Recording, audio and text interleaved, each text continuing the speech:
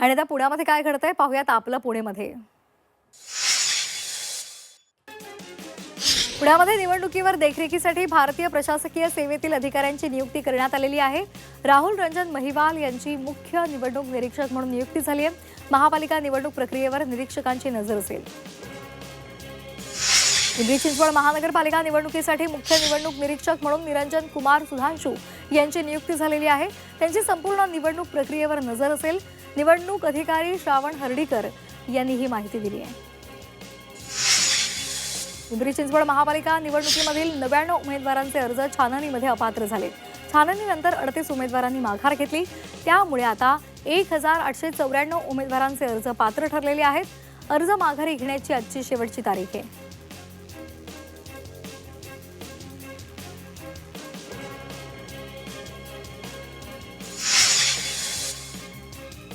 आणि आता नाशिकमध्ये काय घडतंय पाहूयात आपलं नाशिकमध्ये. येवला नगरपालिकेचे लोकनियुक्त नगराध्यक्ष राजेंद्र लोणारी आणि नवनिर्वाचित नगरसेवकांचा पदग्रहण सोहळा पार पडला. या सोहळ्याला राष्ट्रवादी काँग्रेसचे समीर भुजबळ यांनी प्रमुख उपस्थिती लावली.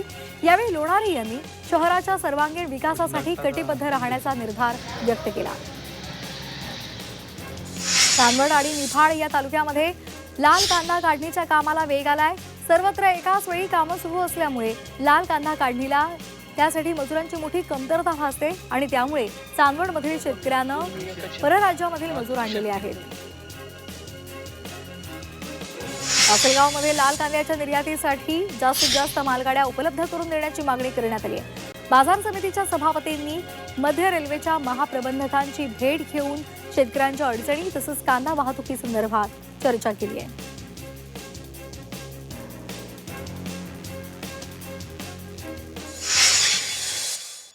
आणि आता पाहणार आहोत छत्रपती संभाजीनगरमधल्या महत्त्वाच्या बातम्या.